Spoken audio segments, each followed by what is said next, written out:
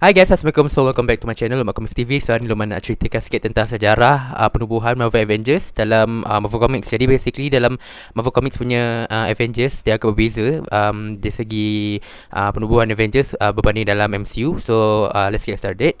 So basically Avengers merupakan sebuah kumpulan yang digelar sebagai Earth Mightiest Heroes dalam Marvel Comics. Dan macam manakah penubuhan kumpulan Avengers ni ditubuhkan? Okay, basically ada satu peristiwa di mana Loki dia telah datang ke Earth, dia datang ke bumi untuk membuat satu kekacauan, dan juga dia telah mengambil Hulk sebagai umpan kepada si Loki ni. Dan Hulk cuba untuk memusnahkan sebuah tempat, sebuah landasan kereta api, tetapi dihalang oleh sekumpulan Avengers. And waktu tu ada dia superhero, iaitu Ant-Man and the Wasp, lepas tu Iron Man, lepas tu dah juga Thor. So dah Thor daripada Asgard, dia minta izin dengan bapa dia, iaitu Odin, untuk turun ke bumi untuk membantu apa yang patut. So pada masa yang sama juga ada satu kumpulan remaja yang dinamakan sebagai Teen Brigade, yang diketahui oleh Rick Jones. Jadi Rick Jones dan juga Teen Brigade yang lain telah meminta bantuan kepada Fantastic Four dalam bentuk radio. Tetapi instead of Fantastic Four, Ant-Man, Wasp, Iron Man dan juga Thor telah datang membantu untuk battle si Loki ni. Jadi selepas ancaman yang Loki buat dekat bumi, setelah Avengers datang dan selamatkan that place, barulah Loki dikalahkan. And then waktu tu selepas Loki dah kalahkan, semua orang dia tunduk dekat Avengers. Semua orang bangga dengan Avengers sebab dia dia orang dah selamatkan nyawa orang kat situ, nyawa orang public kat situ. Jadi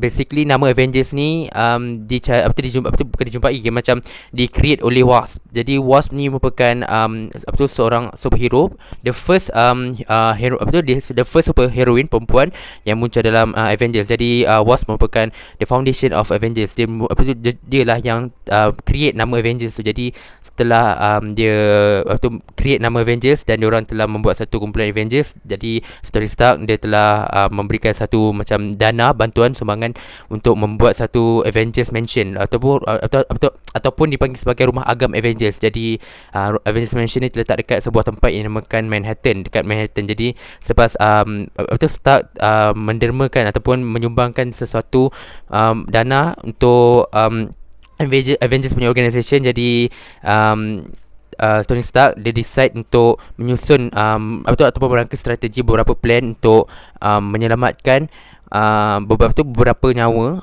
orang public kat situ. Jadi selepas Avengers ditubuhkan dan juga rumah agam Avengers atau Avengers Mansion ditubuhkan dekat Manhattan, jadi Stark dan juga Avengers yang lain dia fokuskan the next villain, iaitu Space Phantom. Jadi Space Phantom merupakan sebuah alien shapeshifter, merupakan alien yang berubah bentuk. Dia lebih kurang macam Skrull yang tinggal dekat limbo. Jadi selepas Space Phantom membuat satu kekacauan atau ancaman dekat bumi, jadi Avengers datang selamatkan orang awam dekat bumi. Jadi selepas daripada peristiwa tu, Avengers teruskan untuk mencari beberapa villain yang sedang membuat satu kekacauan dekat satu kawasan, which is diorang telah face to face dengan Red Ghost, Magia, lepas tu Count Nefaria, lepas tu Collusions dan juga villain-villain yang lain. Jadi antara villain-villain yang paling terhangat lah, ataupun the greatest threat, ancaman yang paling terhebat untuk Avengers adalah Masters of Evil. Jadi Masters of Evil merupakan sebuah kumpulan villain yang ditubuhkan oleh Baron Heinrich Zemo.